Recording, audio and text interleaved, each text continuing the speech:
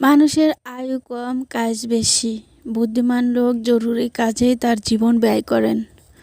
পরিশ্রম দেহকে স্বাস্থ্যবান, মনকে স্বচ্ছ, হৃদয়কে পূর্ণ রাখেন এবং আর্থিক সচ্ছলতা আনয়ন করেন। হ্যালো এভরিওয়ান, আসসালামু আলাইকুম। কেমন আছেন সবাই? আশা করি সবাই অনেক বেশি ভালো আছেন, সুস্থ আছেন এবং নিরাপদে আছেন। যে যেখানে আছেন, আমরাও ভালো আছি, আলহামদুলিল্লাহ। আবারও চলে এসেছি আপনাদের মাঝে নতুন একটি ব্লগ ভিডিও নিয়ে। আশা করি আজকের ভিডিওটি জুড়েই থাকবেন আমার সাথেই।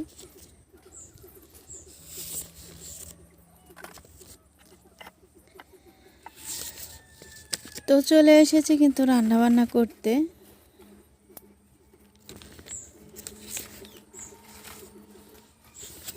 যেটা প্রতিনিয়ত আপনাদের মাঝে শেয়ার করি।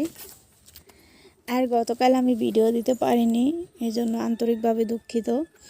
আসলে দিন ছোট, সব কিছু আমি কভার করে উঠতে পারি না। তারপরে বাসায় ছিলাম না কালকে, তো সব মিলে আর কি ভিডিও দিতে পারিনি। অনেকেই নক করেছেন, আপু ভিডিও দিলেন না। তো আসলে আপনারা যে আমাকে এত ভালোবাসা দিবেন এটা আমি বুঝতেই পারিনি। তো আপনাদের ভালোবাসা পেয়ে তো আমি একদমই মুগ্ধ। এভাবে আমাকে ভালোবাসবেন, আমার পাশে থাকবেন। তো আমি জালটা ধরিয়ে নিয়েছি। এখন এখানে চাউল ধুয়ে রেখেছিলাম, ভাতটা বসিয়ে দিব, দিয়ে হালকা কিছু কাটাকাটি করে নেব, যেরকম প্রতিনিয়তই করে থাকি।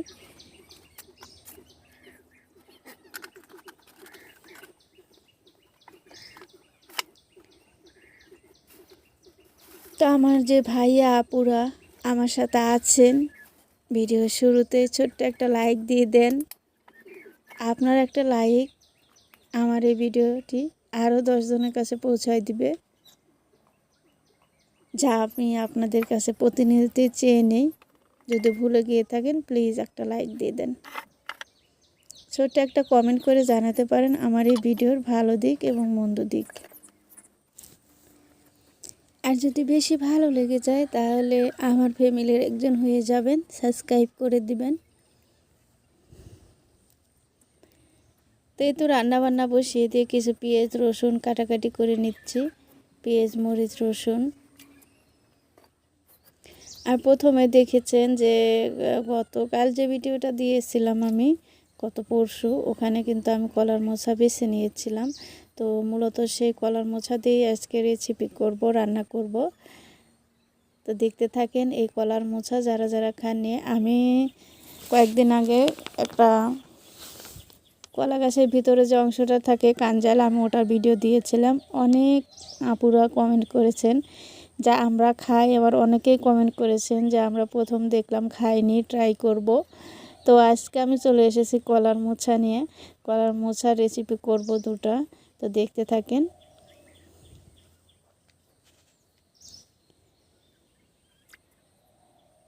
গ্রামীণ জীবনযাপন আপনাদের কাছে কেমন লাগে অবশ্যই জানাবেন। আর যে আমার ভাইয়া আপুরা কমেন্ট করেন, প্রত্যেকেই কিন্তু বলেন যে অনেক সুন্দর লাগে গ্রামীণ দৃশ্যগুলো। আর গ্রাম মানেই তো শান্তির জায়গা। এই যে এখানে সবগুলো মোচা আমি বেটে নিয়েছি।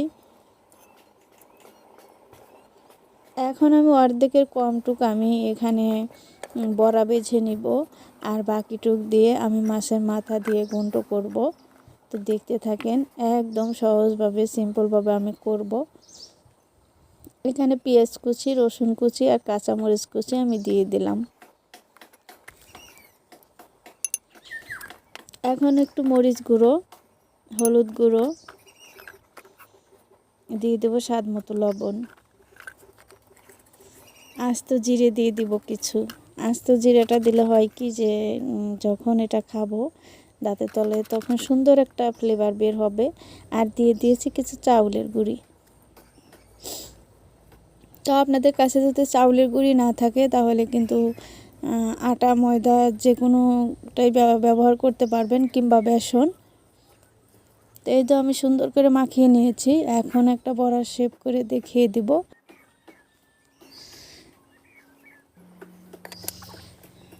বিসমিল্লাহ বলে ভাতটা নামিয়ে নিলাম। আমার ভাতটা হয়ে এসেছে। এখন আমি কড়াই বসিয়ে দিলাম, দিয়ে একটু তেল দিয়ে এটাকে আমি সুন্দর মতো ভেজে নিব।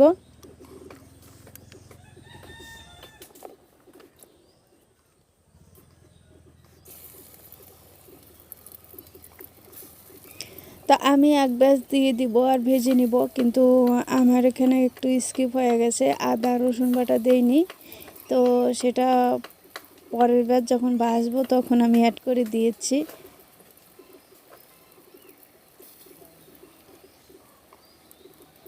তো এই কলার মোচাতে কিন্তু প্রচুর ভিটামিন আছে। আসলে আমি কি বলবো, ভিটামিন আয়রন সব কিছুই আছে আর কি। তো ওই পাশ থেকেও আমি মাছগুলো ধুয়ে নিলাম। কিছু মাছ আছে শিং মাছ। আমি শিং মাছটা একদম মুচমুচে করে ভাজি করব। ভাজি করে ওটা কিছু দিয়ে রান্না করব না, এমনি খেয়ে নিব ভাতের সাথে। এই যে বড়াটার কালারটা একটু কালচে হবে, যেহেতু এটা কলার মোচা, প্রচুর পরিমাণে কষ আছে। তো এই যে আদা রসুন একটু দিয়ে আমি আবারও এই যে বাকি যে একটু আছে এটুকু মেখে নিব।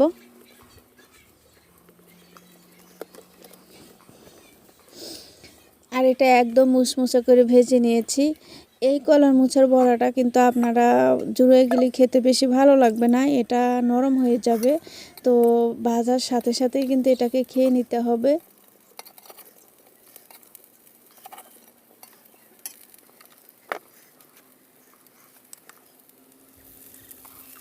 আমি আরও একটু তেল অ্যাড করে দিলাম আর এগুলো ভেজে তুলে নিব। যেহেতু এগুলোতে আমি আদা রসুন দেইনি, তো এগুলো আমি আর মা খেয়ে নেব। আর পরবর্তীতে যে এক ব্যাচ ভেজে নেব ওটা তামান্নার দাদি, তামান্নার যেটা আসছে, তো ওকে দেব খাওয়ার জন্য। তো সবসময় মানুষকে দিলে নাকি ভালো, তাই দিতে হয়, সেই জন্য আর কি। তো এগুলো আমরা বউ শাশুড়ি একদম গরম গরম খেয়ে নিয়েছি। এখন এই যে আরও কয়েকটা ভেজে নিব। তো গ্রামের বাড়িতে কিন্তু এগুলোই বেশি ভালো লাগে, যে যে যাই করুক না কেন একটু হলে ভর্তা হলে দিয়ে খায় বা মিলে থাকার চেষ্টা করে, মিলে খাওয়ার চেষ্টা করে, এটাই বেশি ভালো লাগে। গ্রামের শান্তিটাই অন্যরকম।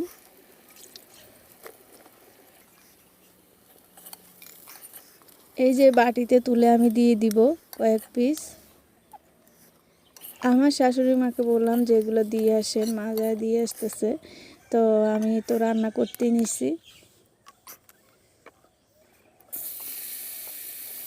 এখানে শিং মাছগুলো আমি হলুদ লবণ মরিচ একটু আদা বাটা দিয়ে মেখে রেখেছিলাম। এখন এগুলো আমি সুন্দর করে মচমচা করে একদম ভেজে নিব। এই শিং মাছটা অনেক দিন ফ্রিজে ছিল, যার কারণে এটা কোনো কিছু দিয়ে রান্না করলে ভালো লাগবে না। তো আমি বললাম তাহলে এটা ভেজে পরে খাওয়া যাবে। আরও কিছু মাছ আছে, এই মাছগুলো কিন্তু অনেক বড় বড় ছিল। আসলে শিং মাছটা আমার খেতে খেতে একদম রুচি থেকে উঠে গেছে। যখন বাবু পেটে ছিল বা বাবু হওয়ার পরে খেয়েছি প্রচুর, যার কারণে আর খেতে ইচ্ছে হয় না। তো ভাবলাম ভেজে খেলে হয়তো ভালো লাগবে। তো তেলের উপরে আস্তে জিরে, রসুন কুচি, পেঁয়াজ কুচি, কাঁচামরিচ কেটে দিয়েছি। সবগুলো দিয়ে আমি ভালো করে নেড়ে চেড়ে নিব। আর এখানে আদা রসুন বাটা দিয়েছি, দিয়ে এর ভিতরে হলুদ লবণ মরিচ আমি সব কিছু একে একে দিয়ে দিব। কড়াইতে আমি মাছ দিয়ে দিলাম, মাছের মাথা কোনটা কাটা যা আছে সব। এটা সিলভার মাছ ছিল, তো সবগুলো দিয়েই আমি এটা রান্না করব, মাছের একটা পুরো মাথাটা দিয়েই। তো এভাবে যদি থোড়ের ঘাটি বা ঘন্ট করা হয়, আমাদের এলাকাতে তো বলে পিঠুলি, পিঠুলি বলে। তো আমরা এভাবে ছোটোবেলায় অনেক খেয়েছি, কিন্তু বড় হওয়ার পর বা বিয়ের পরে আর খাওয়া হয়নি। তো ভাবলাম আজকে সুযোগ পেয়েছি যখন একটু রান্না করি।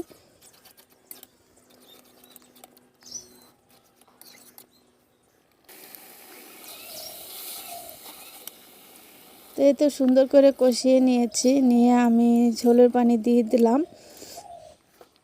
দিয়ে এখানে একটু পানির ভিতরে চাউলের গুঁড়ো আমি গুলায় রেখেছি। এই চাউলের গুঁড়োটা যখন অ্যাড করে দেওয়া হবে, এটা কিন্তু একদম ঘন হয়ে যাবে, খেতেও বেশ ভালো লাগবে, আঠালো আঠালো হবে। এই তো দিয়ে দিলাম।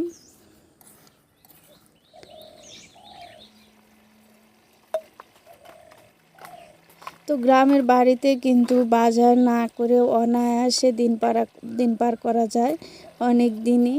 কারণ বাড়ির আশেপাশে যদি কেউ বুদ্ধি করে একটু শাকসবজি লাগায় আমার মতো, তাহলে কিন্তু আর বাজার তেমন করতেই হয় না। আমরা বউ শাশুড়ি দেখা গেছে দুজন থাকি, তেমন বাজার না করলেই চলে। তারপরেও মাঝে মাঝে আমার হাজব্যান্ড আসে, এটাতেই হয়ে যায় কিন্তু ইনশাল্লাহ।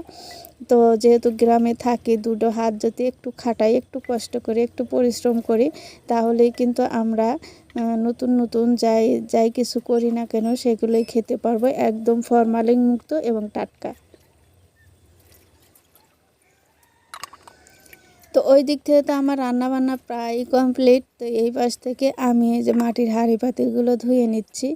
আমার এক কলিজার আপু কমেন্ট করেছিলেন যে আপু তুমি মাটির হাঁড়িগুলো কীভাবে ধোও।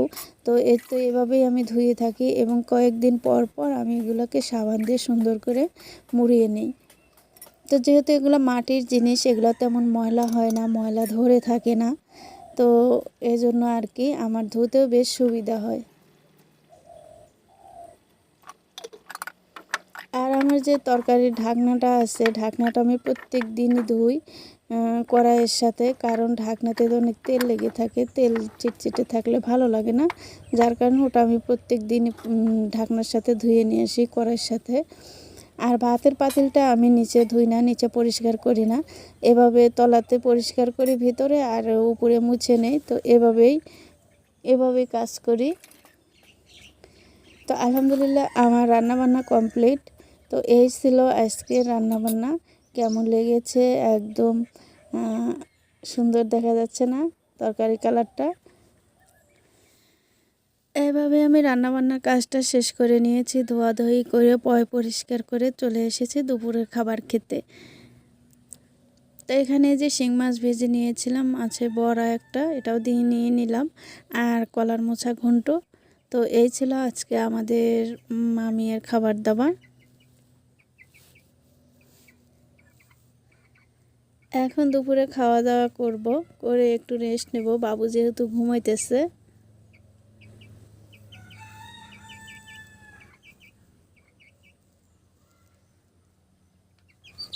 এদিক থেকে বিড়াল এসেছে, খাবে, তো একে একটা মাছের টুকরো দিলাম। তো সবাই ভালো থাকবেন, আল্লাহ হাফেজ।